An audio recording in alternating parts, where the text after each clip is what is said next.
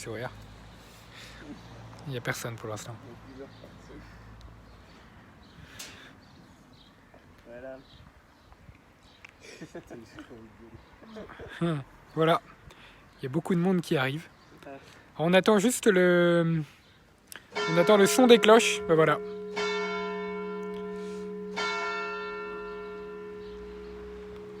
Bonjour à tous. Comme vous l'avez entendu, il est 15h.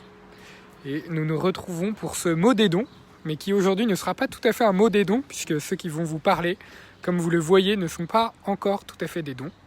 Ils vont vous expliquer. Et donc nous allons pouvoir confier les séminaristes, mais vous les avez déjà vus, je crois. Vous avez déjà parlé une fois. Ouais. Donc vous connaissez, je vous rappelle, Louis-Marie, qui est en première année au séminaire à Évron, donc le séminaire de la communauté Saint-Martin en Mayenne, et Charles Hugues, qui est en propédeutique. Donc ça peut paraître un bien gros mot, mais il vous l'expliquera sans doute. Et nous allons les confier d'abord à l'Esprit Saint, pour qu'ils ne vous disent pas trop de bêtises, et pour que nous disposions tous notre cœur à ce qu'il a à nous dire. Je vous rappelle juste pourquoi on dit ça. Nous sommes le dimanche dernier, c'était le dimanche du Bon Pasteur, donc on prie pour les vocations sacerdotales en particulier, donc nous prions toute cette semaine pour les vocations. Au nom du Père et du Fils et du Saint-Esprit, Amen. Viens, Esprit Saint, remplir le cœur de tes fidèles et allumer en eux le feu de ton amour. Envoie ton Esprit, Seigneur, et il se fera une création nouvelle, et tu renouvelleras la face de la terre. Prions. Ô Dieu qui a instruit le cœur de tes fidèles par la lumière de ton Esprit Saint, donne-nous par ce même Esprit de comprendre et d'aimer ce qui est bien, et de jouir sans cesse de cette divine consolation, par Jésus le Christ notre Seigneur. Amen. Au nom du Père et du Fils et du Saint-Esprit. Amen. Nous allons commencer par Louis-Marie. Louis-Marie, est-ce que tu peux nous... Louis-Marie, je m'appelle Louis-Marie et j'ai 21 ans. Donc, Attends, il y a un problème de connexion, s'ils se reconnectent les gens. Est-ce que vous pouvez me mettre un OK si vous voyez bien ?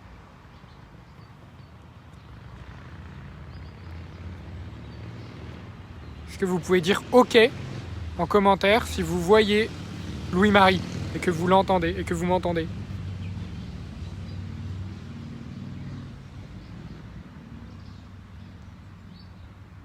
Je pense que c'est bon, tu peux y aller. Sinon ils me diront. j'ai envie de reprendre un peu l'histoire, l'appel du Seigneur, parce que j'étais encore enfant. Je pense que quand j'étais petit, j'ai eu la chance d'être baptisé peu après ma naissance et d'être élevé dans une famille chrétienne, donc qui a fait grandir la grâce du baptême, aussi de côtoyer des prêtres déjà jeunes. Et j'ai un petit souvenir en CM1 où j'étais venu voir ma maman en lui disant que je voulais être prêtre. Et voilà, c'est un peu le seul souvenir, c'est le souvenir le plus ancien que je retrouve. Et elle m'avait bien dit de le garder pour moi d'ailleurs, de ne pas trop en parler à mes amis d'école, etc. Mais je pense que c'est un désir qui était dans mon cœur depuis longtemps. Et en fait qui grandissait à mesure que ma vie spirituelle gagnait en force. Et à l'inverse, quand ma vie spirituelle s'affaiblissait, ce désir d'être prêtre, il allait presque jusqu'à disparaître, ou il s'enfouissait vraiment au fond de mon cœur. Ensuite, en grandissant, je pense que le Seigneur s'est pas mal servi de désir, d'aspiration que j'avais, notamment j'aimais beaucoup lire des romans d'aventure ou des histoires de héros. Notamment j'aimais beaucoup l'épopée coloniale en Amérique du Nord, au Canada, et donc j'étais passionné par les récits d'aventuriers qui descendaient en canoë les rapides, et aussi les missionnaires justement qui allaient visiter les tribus indiennes hostiles et qui apprenaient leur langue, qui essayaient de leur apporter le Christ, leur faire découvrir l'amour de Dieu. Donc ça m'a pas mal marqué. Mais donc pendant toute une période, bah ouais, je rêvais d'aventure et je me voyais finalement ou bien finir militaire, aventurier, ou bien prêtre. Mais c'est vrai que je pense qu'à un moment, je me suis un peu éloigné du bon Dieu, au lycée notamment. J'étais en terminale et donc à ce moment-là, bah, la question de la vocation, elle venait au second plan. Je cherchais toujours l'aventure, mais je pensais plutôt la trouver dans le métier militaire ou dans une vie remplie, voilà, plutôt que dans la vie de prêtre. Et donc je me suis orienté vers des études militaires, donc j'ai fait 2 années de prépa. Mais au début de ces 2 années de prépa, le désir du sacerdoce est revenu parce que j'ai fait les JMJ à Cracovie. Et au cours de ces JMJ, bah, le bon Dieu s'est débrouillé pour me raccrocher de manière assez sensible, assez forte, lors d'une messe où j'ai ressenti bah, une forme de certitude que j'étais appelé à être prêtre, à le suivre dans le sacerdoce, et que ça serait vraiment dans cette voie que je serais pleinement heureux, pleinement moi-même, voilà, et que je vivrais aussi une vie d'aventure telle que je la rêvais. Et donc j'ai commencé mes 2 années de prépa avec cette idée derrière la tête en me disant qu'au moment du concours il faudrait choisir. Mais voilà, je me laissais 2 années pour choisir.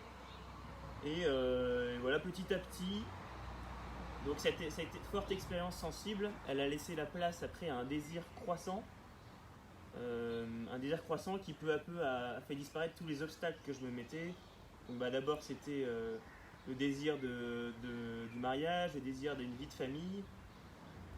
Puis après c'était simplement aussi le désir le métier militaire qui m'attirait de plus en plus. Bah, il a fallu un moment que je me dise d'accepter d'y renoncer. Mais le désir d'être prêtre devenait tellement grand qu'en fait naturellement tout ça, ça passait au second plan. Jusqu'au jour où ouais, je me suis dit bah ça serait bien quand même de faire le pas maintenant, de rentrer en propédeutique, donc le séminaire, pour vérifier si cet appel vient bien du Seigneur et puis pour avancer voilà, dans cette voie. Et donc je suis rentré. Voilà, la décision de rentrer au séminaire n'a pas été difficile parce que justement il y avait ce désir qui avait pris le pas sur le reste, sur les peurs. Et ce qui a été difficile en revanche, c'était de trouver la communauté, enfin le séminaire. Voilà, et puis l'été avant de rentrer au séminaire a été un peu compliqué. Je suis allé voir un peu à droite à gauche mais finalement le Seigneur m'a bien guidé, même si sur le moment je ne comprenais pas trop. Et puis j'ai atterri à Évron, voilà, en septembre, donc il y a 2 ans. Et puis voilà, pour terminer, simplement je voudrais dire que je me suis rendu compte à quel point l'appel du Seigneur était gratuit, parce que je vois bien qu'il est venu me chercher, alors même que j'avais une vie chrétienne pas fidèle, pas régulière. Il y avait je me raccrochais quand même à des choses, mais le Seigneur s'est vraiment manifesté à moi de manière forte, et c'est une chance pour moi, et je vois bien que le séminaire aujourd'hui m'aide à répondre à cet amour, et simplement à mettre en place une vie chrétienne, simple, voilà, pour apprendre à l'aimer et à répondre à cet amour. Donc je peux rendre grâce au Seigneur pour cet appel qui me permet de grandir dans l'amour du Seigneur. Merci beaucoup Loup-Marie, merci pour ce temps de partage et surtout pour le oui au Seigneur, pour l'entrée au séminaire. Maintenant nous allons demander à Charles Hugues de nous raconter un peu, lui, comment il est arrivé au séminaire. Du coup je m'appelle Charles Hugues, j'ai 26 ans. Et moi en fait l'appel du Seigneur à devenir prêtre, il est venu assez tardivement. Parce que autant que je me souvienne, j'ai pas vraiment de traces d'un appel particulier pendant mon enfance. Alors j'ai été éduqué dans une famille catholique, j'ai été baptisé, voilà, j'ai été éduqué dans la foi clairement. Mais en grandissant, j'avais été assez peu nourri intellectuellement par la foi, j'ai peu de catéchisme. Et en fait, j'avais pas vraiment de foi vivante. Et puis ma pratique de la foi quand j'ai commencé mes études était un peu catastrophique, on va dire, voire absente. Et donc en fait, petit à petit, je m'éloignais de Dieu en quelque sorte. Et il y a presque 5 ans, j'ai un ami qui m'a proposé un camp, une route d'été, donc avec une communauté, pas avec la communauté Saint-Martin, avec une autre communauté. C'était un camp en Italie et j'avais pas très envie d'y aller parce que je voyais pas bien ce que j'avais à y faire là-bas. Et au final, donc il m'a convaincu d'y aller et ça a été vraiment le point de départ de mon renouveau dans la foi et le début de ce que je pressentais comme à l'époque être un appel du Seigneur à devenir prêtre. Donc à la fin de cette route, j'étais un peu transformé, j'avais beaucoup apprécié tout ce que j'avais vu, j'avais fait une belle expérience de foi, belle expérience d'exercice de la charité aussi avec d'autres jeunes et puis les prêtres qui nous accompagnaient. Et donc je suis sorti de cette route avec une phrase que j'avais retenue dans une homélie qui m'avait pas mal marqué, qui était si vous avez le souci des âmes, c'est peut-être que vous avez la vocation sacerdotale. Et donc voilà, j'ai poursuivi ma vie tranquillement tout en remettant progressivement petit à petit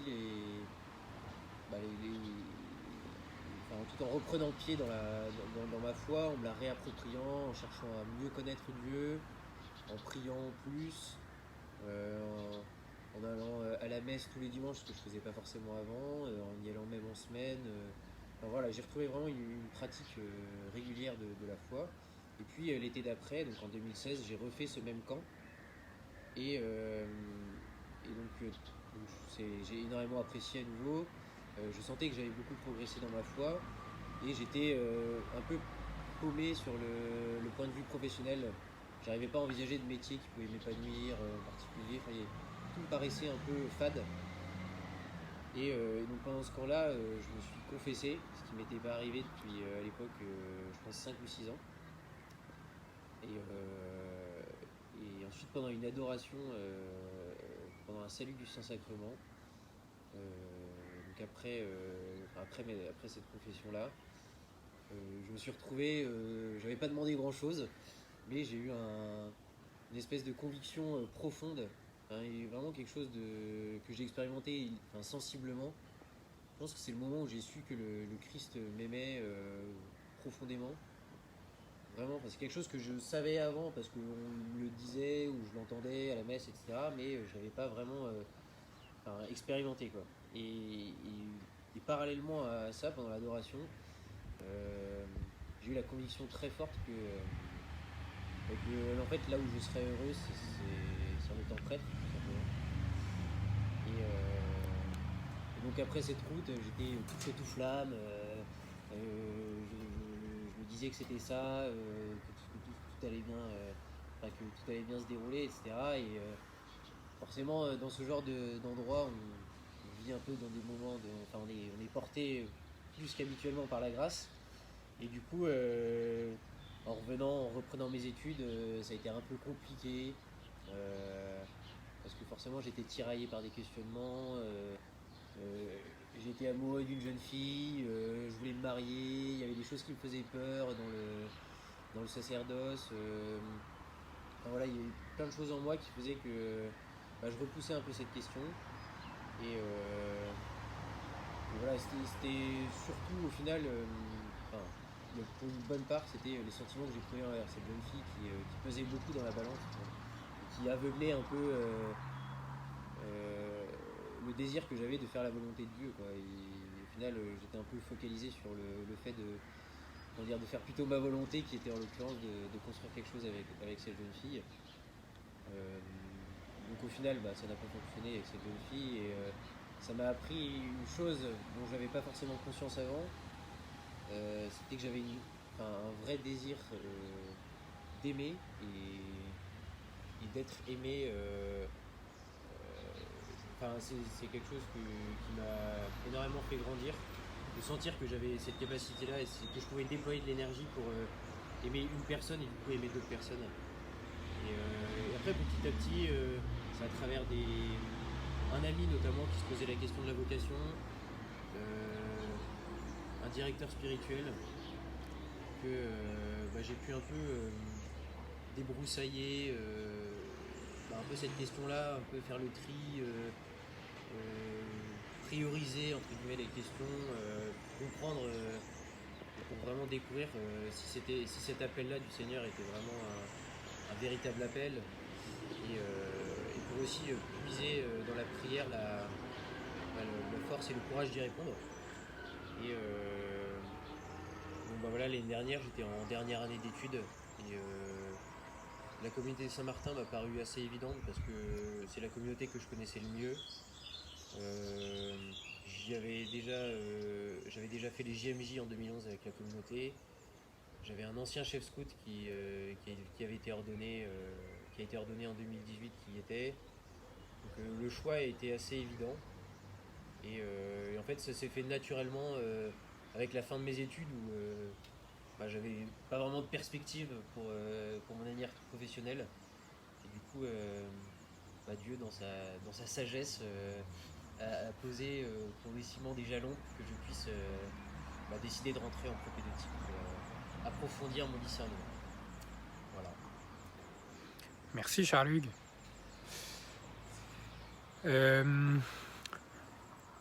On va peut-être, en fait, on recommencera peut-être demain avec les propédeutiques, comme ça va leur permettre de penser. Et vous, si vous avez des questions, n'hésitez pas à les poser, à nous les envoyer, si vous avez des questions à leur poser. Et donc, demain, ils nous parleront un peu plus de ce qu'ils vivent en dehors du confinement au séminaire, parce que là, la vie du séminaire est un peu particulière en ce moment. Voilà, nous allons simplement les confier à la Sainte Vierge en ce mois de Marie. Vous savez que Marie est la mère des prêtres, particulièrement la mère donc de ceux qui se préparent à être prêtres. Et vous pouvez chacun de vous les prendre dans votre prière, donc Louis-Marie et Charles-Hugues, et pour que la Sainte Vierge les aide à discerner leur vocation, et si Dieu le veut, à les conduire jusqu'à l'ordination dans quelques années. Je vous salue Marie, pleine de grâce, le Seigneur est avec vous. Vous êtes bénie entre toutes les femmes, et Jésus, le fruit de vos entrailles, est béni. Sainte Marie, Mère de Dieu, priez pour nous pauvres pécheurs, maintenant et à l'heure de notre mort. Amen. Notre-Dame du sacerdoce, priez pour nous. Au nom du Père et du Fils et du Saint-Esprit. Amen. Voilà, bon après-midi à tous, et puis à très bientôt, donc, ce soir, 18h, pour le temps de prière.